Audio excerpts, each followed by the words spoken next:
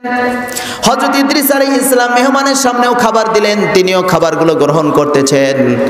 হযরত ইদ্রিস আলাইহিস সালাম খাবার খাচ্ছেন, কিন্তু তার সামনে যে মেহমান, ওই মেহমান এক লোকমা পর্যন্ত খাবার খাচ্ছেন না।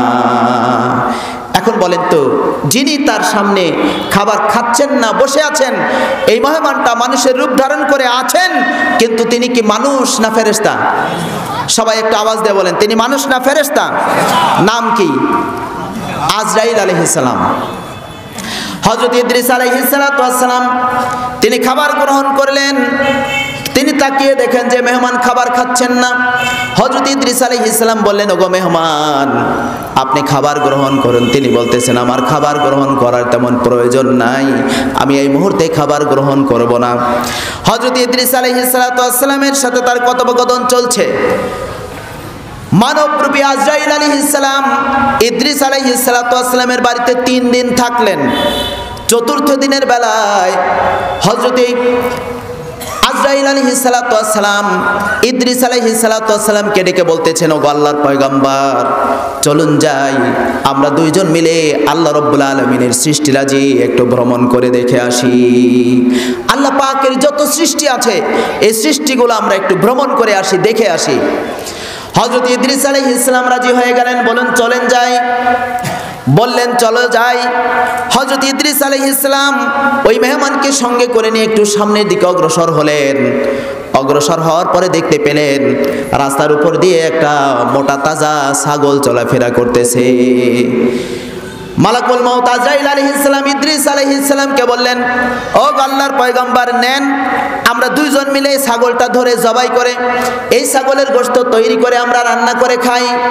হযরত ইদ্রিস আলাইহিস সালাম বললেন, অসম্ভব, এই ছাগলের মালিক আমরা না, সুতরাং এই ছাগল জবাই করে এর গোশত খাওয়া আমাদের জন্য জায়েজ হবে না।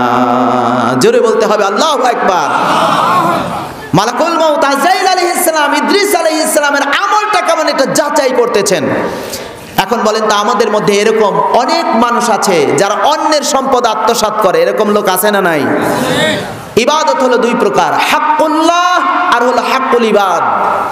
হাক্কুল্লাহ হচ্ছে আল্লাহর হক, আর হাক্কুল ইবাদ হলো বান্দার হক। যেটা আল্লাহর হক সেটা আল্লাহ পাক ইচ্ছা করলে বান্দাকে মাফ করে দিবেন, কিন্তু যেটা বান্দার হক সেটা যদি বান্দার কাছ থেকে ক্ষমা চেয়ে না নেয়, বান্দার ওই ঋণটা যদি বান্দাকে না দিয়ে সে যদি মারা যায়, আল্লাহ রাব্বুল আলামিন ওই বান্দাকে মাফ করবেন না। জোরে বলতে হবে, বলেন নাউজুবিল্লাহ। তাহলে বান্দার হক নষ্ট করা যাবে?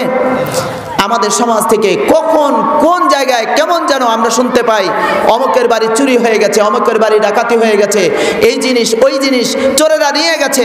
আপনারা বলেন তো, চোরদেরকে আল্লাহ রাব্বুল আলামিনের আদালতে তাদেরকে জবাবদিহিতা করা লাগবে নাকি লাগবে না?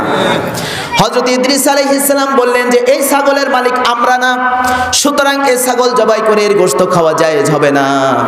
হযরত ইদ্রিস আলাইহিস সালামকে আজরাইল আলাইহিস সালাম কিন্তু পরীক্ষা করতেছেন, পরীক্ষায় ফেলে দিয়েছেন। এবার তারা আরো একটু সামনের দিকে অগ্রসর হলেন। অগ্রসর হওয়ার পর দেখতে পেলেন একটা গম ক্ষেত। সবাই বলেন কিসের ক্ষেত? গম ক্ষেত। গম ক্ষেতের কাছে গেলেন। এবার মানবরূপী আজরাইল আলাইহিস সালাম ইদ্রিস আলাইহিস সালামকে ডেকে বলেন, ও আল্লাহর পয়গম্বর, নেন, আমরা এই গমগুলো কেটে মাড়াই করে এই গম দিয়ে আমরা রুটি তৈরি করে খাই। হযরত ইদ্রিস আলাইহিস সালাম বললেন, অসম্ভব, এই গম ক্ষেতের মালিক আমরা নই, সুতরাং এই গম কেটে মাড়াই করে এই গম দিয়ে রুটি তৈরি করে খাওয়া আমাদের জন্য জায়েজ না। সকলে জবান খুলে বলেন আল্লাহু আকবার। আবারও বলতে হবে, বলেন আল্লাহু আকবার। আমাদের সমাজে অনেক মানুষ, আমরা যখন ছোট ছিলাম তখনই কিন্তু দেখেছি যে আমরা এই গম ক্ষেতের পাশ থেকে হালকা হালকা যে শীষগুলো ছিল, ওই শীষগুলো কেটে এনে আমরা পুরায়া আমরা খেয়েছি। এরকম দৃশ্য আপনাদের অনেকের জানা আছে না? না আছে। আমাদের আব্বা আম্মা আমাদেরকে নসিহত করতেন যে বাবা, অন্যের জমির গম তোমরা নিয়ে আসবা না, যদি খেতেই মনে চায় নিজেদের জমিতে যেগুলো আছে ওগুলো নিয়ে এসে খাও। আলহামদুলিল্লাহ বলেন, সবাই বলেন আলহামদুলিল্লাহ। আল্লাহর দেয়া রিজিক খাওয়া আমাদের জন্য জায়েজ, আলহামদুলিল্লাহ, কিন্তু সেটা বৈধ পন্থায় অর্জিত হতে হবে। আমাদের সমাজে অনেক মানুষ আছে, দেখা যায় অন্যের জিনিস না বলতেই নিয়ে নেয়, না বলতেই খেয়ে নেয়। আমি একটা ছোট্ট উদাহরণ দেই। আমি যখন মুআল্লিম ট্রেনিং দিতে গেলাম। 2006 সালে আমি মুআল্লিম ট্রেনিং দিতে গেলাম। তো মুআল্লিম ট্রেনিং দিতে যাওয়ার আগে আমি একটা জমিতে বিলাতি ছিলেন তো মিষ্টি কুমড়া, এই মিষ্টি কুমড়া লাগিয়েছিলাম। মিষ্টি কুমড়া লাগানোর পর তখন ওই মুআল্লিম ট্রেনিংয়ের আমার তারিখ হয়ে গেল।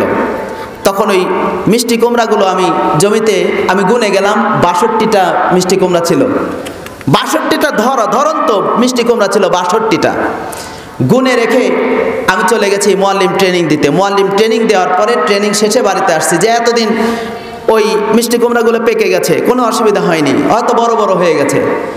বাড়িতে আসার পরে আমি জমিতে যাইনি, জমিতে না যেয়ে একটা ভ্যান নিয়েছি। ভ্যান নিয়ে আমার কতিপয় আমাদের ভাতিজা তাদেরকে সাথে নিলাম, ছোট ছোট বাচ্চাদেরকে সাথে নিলাম, বললাম চলো যাই অমুক জমিতে যাই। 62টা মিষ্টি কুমড়া আমি রেখে গেছি। রেখে যাওয়ার পরে তখন ভ্যান নিয়ে গেছে আর বস্তা নিয়ে গেছে, 2 মনে বস্তা আছে না, বড় বড় বস্তা নিয়ে গেছি। 62টা মিষ্টি কুমড়া নিশ্চয়ই 2-4টা বস্তায় আটবে না, এরকম অবস্থা। তখন আমি মিষ্টি কুমড়ার জমিতে যে হতবাক হয়ে গেলাম। হতবাক হয়ে দেখি যে মিষ্টি কুমড়া আছে মাত্র 14টা। কয়টা আছে? 14টা। 62টার মধ্যে আর বাদ বাকিগুলো গেল কোথায়? এখন বলেন তো, এরকম অন্যের জমিনের ফল ফসল মানুষ লুটপাট করে খায়, এরকম লোক আছে না নাই? এটা তো শুধুমাত্র এক্সাম্পল ভাইরে। একজন মানুষ আরেকজন মানুষের জমিনের ফসল খাবে, এটা তো 100-200 টাকার ব্যাপার, 10-20-50 টাকার ব্যাপার।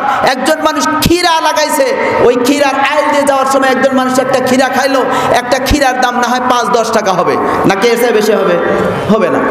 কিন্তু এর দ্বারা বোঝানো হচ্ছে এই পৃথিবীর জমিনে যারা আমানতের খেয়ানত করবে, যারা আঙ্গুলের খোঁচা দিয়ে, যারা কলমের খোঁচা দিয়ে লক্ষ লক্ষ টাকা আত্মসাৎ করবে, এদেরকে আল্লাহ রাব্বুল আলামিনের কাঠগড়ায় দাঁড়িয়ে আল্লাহর সামনে জবাব দেওয়া লাগবে নাকি লাগবে না?